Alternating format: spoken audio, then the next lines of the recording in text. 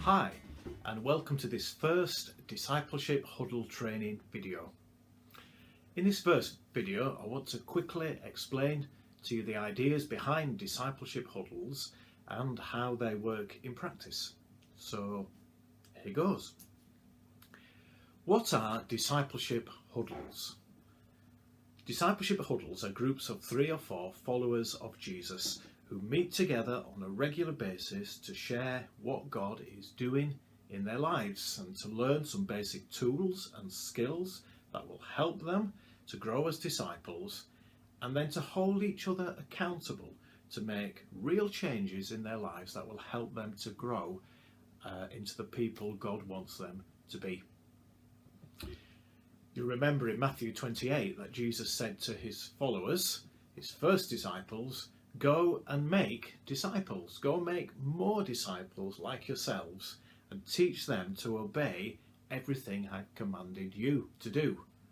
So their job and our job is to pass on the knowledge and the skills and the lifestyle that followers of Jesus should have.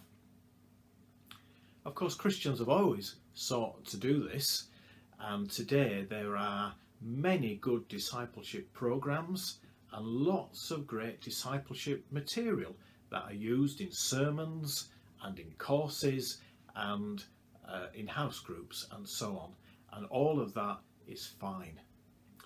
And yet, if we're honest, the results haven't always matched our expectations.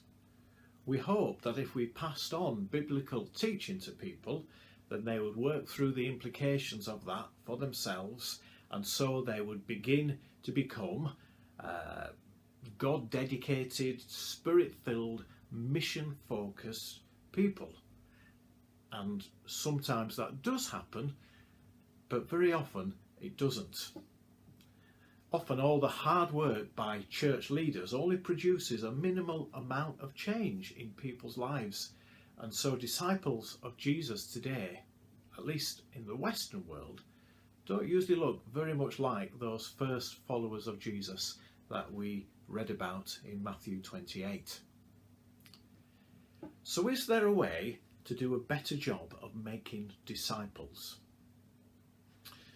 Well, what the church has generally been slow to do is to make disciples in the way that Jesus made disciples. You see, Jesus didn't just teach the masses and then leave them to work it all out for themselves.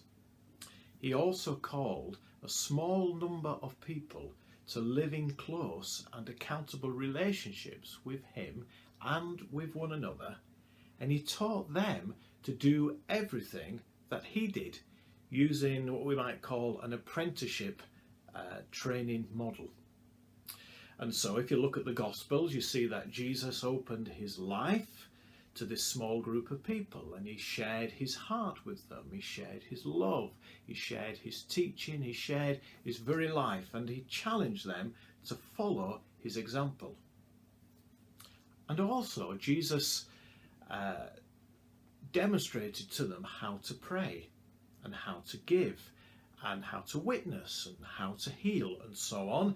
And then he got them to have a go themselves, and he gave them some feedback and further training until they learned to do the very things that Jesus himself was doing.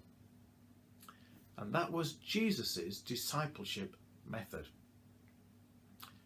So some church leaders are saying today, let's not just try to pass on Jesus's message, let's use his method as well.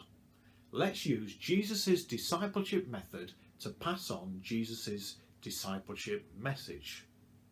It kind of makes sense, doesn't it, if you think about it? And the term people are using to describe this emphasis is relational discipleship. And these huddle groups are one way of doing relational discipleship. So what happens in a discipleship huddle? Well, there are 2 parts to that question. Firstly, what happens in a huddle meeting? And secondly, what happens between meetings? Between meetings, the members of a huddle will read mutually agreed Bible passages by themselves, and they will journal what they are learning. And sometimes they will read a Christian book or listen to a podcast or watch a video or something like that. They will also sometimes have a go at using one of the discipleship tools that they've learned in the meeting. They will certainly be trying to achieve tasks that they've set for themselves in the previous Huddle meeting.